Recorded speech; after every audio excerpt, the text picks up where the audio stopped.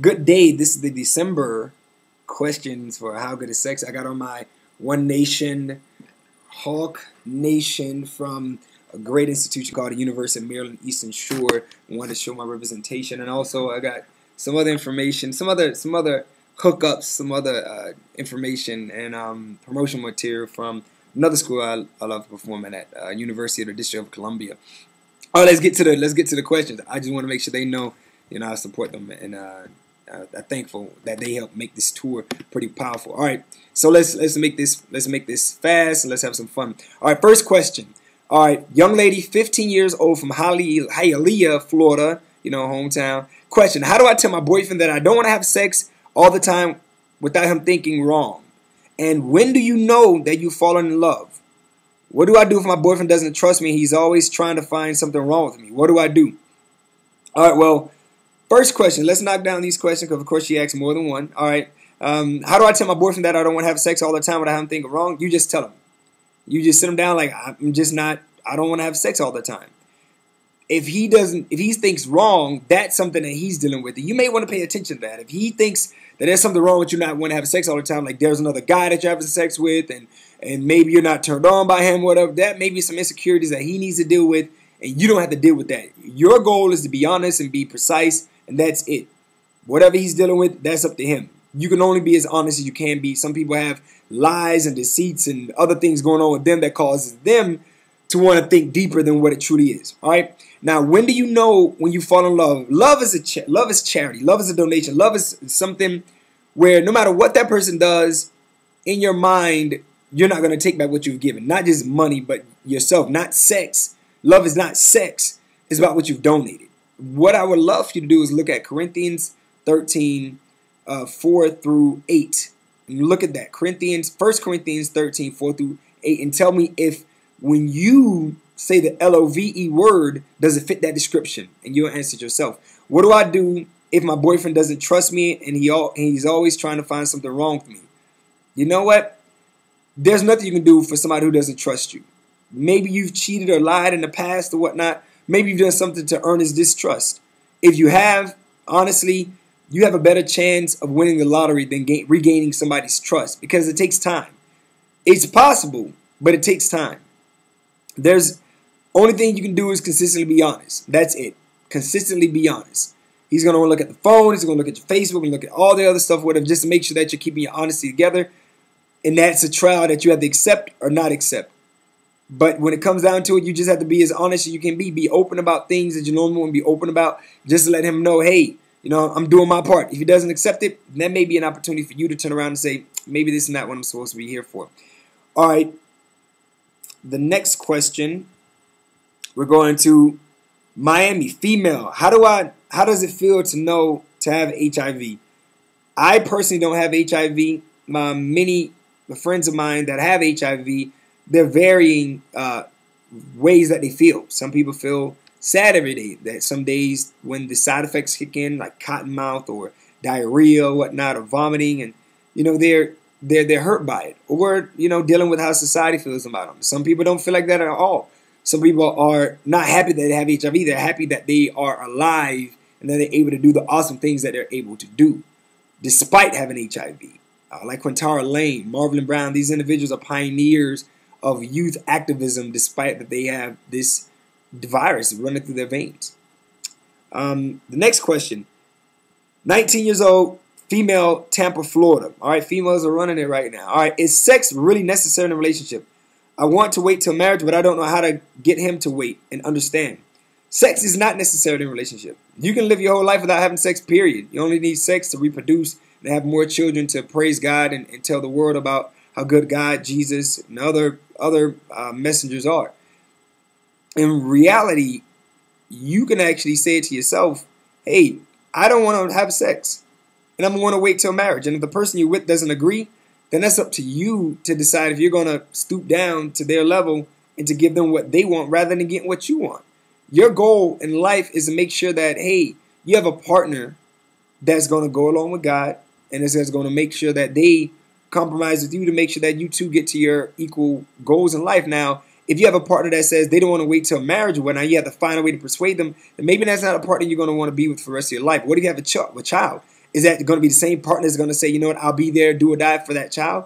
You need to think about these things. And at 19 years old, you have the prime age to make some really important choices in your life. So is sex really necessary? No, it's not at all. You guys can hold hands, kiss. You guys can do a multitude of things that have nothing to do with sex. Wait until marriage. All you have to do is say, hey, you know, this is what I plan on doing. It sounds a little easier than what it is. But this is what I plan on doing. It's either with me or not. And sit down and talk to them as long as you can. Because if you're uncomfortable with even having sex and not waiting till marriage, then you know what? You're going to be real uncomfortable with having sex and not waiting till marriage. 15 years old, another female from Fort Lauderdale. Is abortion a bad decision? I don't know what to do or how to tell my parents. I personally don't detail if abortion is bad or good.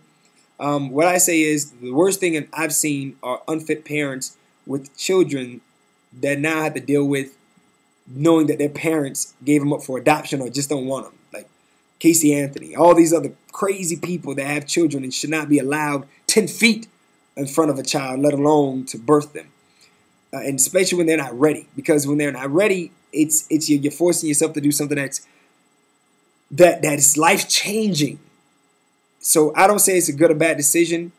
I personally believe it's a decision you need to make. If you are wise enough and old enough to have sex and do this without a condom, then you're old enough and wise enough to say to yourself, hey, I need to make this decision and understand that whatever decision I make, yes or no, is going to change my life. And I don't know what to do or how to tell my parents. You know, in regards to telling your parents, that's a decision you're going to eventually have to tell them, because either if you have this baby, you're going to have this big belly. If you don't have this baby, you're going to deal with maybe dealing with the depression and all the other components of having an abortion. So wisely speaking, you need to sit in a room together with yourself and decide how you're going to do it and when you're going to do it and what are you going to do. This needs to be something that you sit in the room with yourself and write down what are you going to do, talk to God, and go out there and do it. All right, 20 years old, male, finally from Texas. What do you think about gays? You know, it comes down to gay individuals. I don't have any positive and negative perspectives on gay people. I guess gays will talk about men and you're a man and whatnot. But when it comes down to gays, I think personally, gay individuals in our especially in America are really misunderstood, because there are a lot of individuals. I live in Atlanta, so that's like the Mecca over here, besides California. And you know, you get a chance to see a lot of individuals who are misunderstood and would love to be in a position where when they started to come out of the closet, the world was more accepting. We accept people that can talk bad about women in music, hip-hop, country music, rock, even rap. We accept women walking on stage half naked, disrespecting themselves. But when a guy talks about kissing another guy, a girl talks about kissing another girl, we're so offended. I think we need to sit back and realize that we need to be equally judgmental across the board. I don't have anything against gay people, and I don't definitely want to, because I know I have a lot of supporters and I have a lot of friends and my family that also were gay or lesbian. And so I don't think that's something that God even blessed upon me, not blessed, infected me with in regards to hatred against gays and whatnot. But I just have the ability to just love people for who they are, not necessarily what they do in the bedroom. 17 years old, female from Orlando. What if you're dating someone who wants to keep it a secret, but he has friends, likes him, and he doesn't want to hurt her? And what if he treats you like any other friend? Do you leave him or you fight for it? If you basically are a undercover boo, like you guys are boos, you know, when no one's around, you know what you do is you decide to accept it or not. That's the borderline question. You have to accept it or not.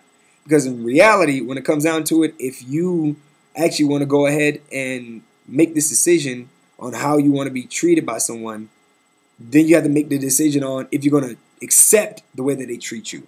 If you want to be an undercover boo and he treats you like any other friend and that's how you want it, then that's how you accept it. If you want something more, then you say, hey, you know, I don't want to just be an undercover boo. Can I be something more? If he says no or he agrees with it, and then you decide. You have to compromise from that moment on. All right, next one. 18-year-old female, Indiana. How good is sex? Sex is good if it has great communication and it's between two mature adults who decided how far they're going to go post and prior the sexual interaction. All right, so this is 24-year-old female, North Miami Beach, Florida. Men, you guys got to come on here, man, start asking some questions. All right, about 6.5 months ago, I met a guy who was actually in the Air Force. I knew he was the type of guy to get a lot of women despite having only about as much charm as a brown paper bag. He's the type of guy that can always get someone based on being attractive, but they leave or he does. Trust me, it always ends. Anyway, we started talking for like 2 weeks after he insisted, despite my pleas, to be my friend and only friends first. So for a couple of days, I used a lot of self-control. The conversations were extremely light. However, the more I spoke to him, the more I realized he was not very intelligent, which made me nervous because I've never met a guy I felt really connected with sexually or mentally. It just never quite happens for me. In fact, my friends say I'm extremely cold and they think they would be too sensitive a man to deal with me. We were Facebook friends. Then after 3 days, he showed sexual interest, and I figured it's the internet. How much trouble could I possibly get in? Yeah. Writing major, being a writing major, I used it as an opportunity to venture into erotic fiction, which to some degree he confirmed I was really good at. However, despite constant flirting, I still treated him as friend, you know, making fun of him and all. I made all the same jokes as his guy friends even before they came up with them. I mean, I would say something to him first, and then 5 minutes later, they realized it and mentioned it out in the open. However, he would be hurt by every little thing I said and stop talking to me until I apologized. Anyway, one night he called my house to try to connect deeper after I didn't give him my phone number. He actually did some Facebook digging and found it. Stalker. I'm just joking. My phone died. We got disconnected. He never heard the sound of my voice or me, his, and then he never called back ever again. He starts texting instead. Oh my God, I'd get to like no less than 25 text messages a day from this guy every day from the time I opened my eyes until I went to bed. I really like this because I don't experience any period, and this is the first time I received so much attention from any man ever in life. We never discussed experience, so I acted like I've had partners despite not having any. I told him to calm down, and he withdrew after he went on a date with a girl, and then I told him I hope things worked out between the two of them. He then decided he was mad. Why are you a free agent? He never said you wanted to be more than friends, so I ignored all false signs. He stopped talking to me, but at this point he started acting like he was so eligible. I don't get that, so I did it back. Then he started to send me naked pics. I laughed it off like this little male hoe. I told him to stop before he gets his feeling hurt, refused, and sent me his chest and every part. And after 2 weeks, I still message him because I think it's stupid. I think his stupidity is funny. He makes me laugh. After I offered to set him up with a friend, he started adding new guys who openly hit or asked if he had any friends. He unfriended me. Why? I don't know. It's been now 6 months, and I want to friend him again as just a friend because he made me laugh, even if I'm just laughing at him instead of with him. I miss feeling like I could be close to someone. So what do? First, wow, that you're the first person to ever write me an essay. So it kind of made me feel a little special. And second, you know, you may actually like this guy. You know, despite him being, you know, everything, despite him not being, you know, intelligent and all the other things that you spoke of, you may actually like him. So in essence, you may actually want to entertain his way of behaving and the stuff that he does and all the other craziness. You may want to entertain it. I mean, I'm thinking that's what you actually want to do. Now, keep in mind that if you do fall for this guy and you do date him and eventually begin to explore more options and get close to them, if you really only want to be around him to be humored by him and you end up dating him, keep in mind you may waste a lot of your energy and time. I personally will cut ties.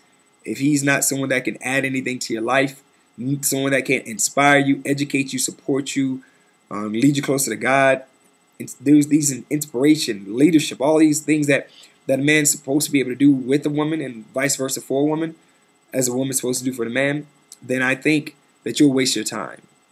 So yeah, you can email them, you can friend request them, but keep in mind you're going to end up in the same boat of not caring about this guy and laughing at his naked pictures and the funny things that he does.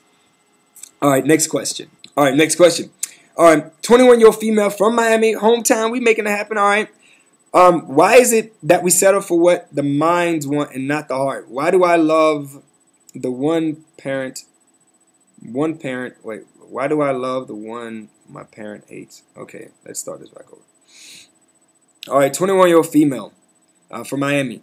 Why is it that we settle for what the mind wants and not the heart? Because our society doesn't talk about the heart as much. They focus on the mind. The mind is mainly visual and sexual versus the heart looks a little deeper. Why do I love the one my parent hates? Because you at 21 may not know what that person actually has to offer. You may be caught up into some of the artificial things or the vain things or the vanity things. But parents actually have, like your dad and mom, probably back in the days were hustlers, pimps, players or whatnot, believe it or not, or they got played a bunch of times, and they can detail just by looking at him or talking to him that he's not the guy for you. You will ask yourself this: can you really bring this man to your mom, dad, pastor, whatever, and defend being with this guy? And if you can't say no, then you understand why your parents probably hate him. Why do I have to mold him into what I want him to be, even though I know he's not going to do that? Because you already know that he's not. Odds are this is detailing that he's not somebody that you even want to be with. He's not someone that is the man that can make you a wife. He's probably just someone that you have to actually go ahead and upgrade and do all these things to. And if you have to mold him already, then you know what? Then that guarantees you one thing only, that you're going to live a long life of misery if you're going to stay with this person. Because you're going to actually have to mold somebody that doesn't want to be molded. And that means you're going to be unhappy with somebody who doesn't want to make you happy. How do I tell myself not to love him if I've already fallen for him? You're easy. You step back. Cut down how many times you talk to him. You talk to him 10 times a day, cut it down to 3. If you email him every day or text him every day, you reduce the number. Cut it in half that 1 week, and then the next month, you know what? Cut it in half again. And then another month, cut it in half again. Keep doing it until you get to a point where you disassociate yourself with that feeling or whatnot. It'll be hard, but it's better for you to do that than to stay with the loser.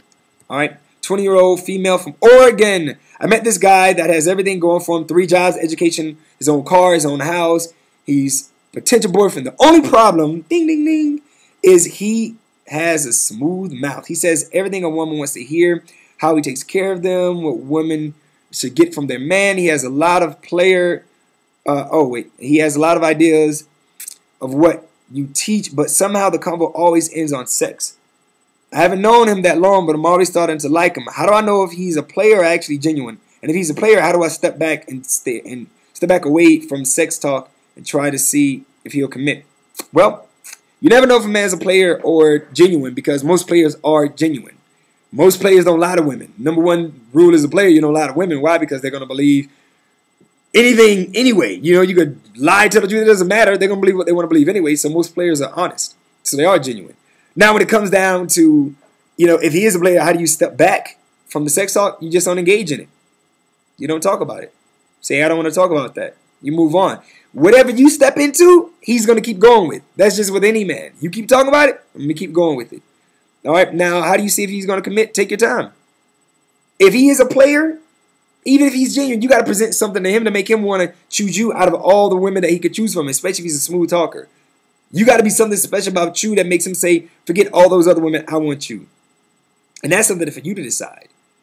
Because a great woman keeps a man happy. And he sits back and look at all these other women that stress him out and say, you know what, I'd rather be with her versus these crazy women over here. So that's something that you're going to have to decide. And you can do it. All right? Boom. 17-year-old female. Austell, Georgia. Okay, somebody from here. I have multiple questions. Woo! Another essay. All right, let's get it, baby. All right, this is an essay, you guys. All right, so I have multiple questions. I have a story first. There's a guy I've been talking to for a total of 2 to 3 months.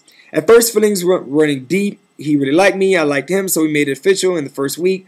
For about 2 weeks later, he said he just wanted to be friends. The next day in class, we saw each other and we spoke, we talked, etc. Later that day, we were at my house and we got back together afterwards. Then we said we were going to just be cuddy buddies, which for other people means just have sex.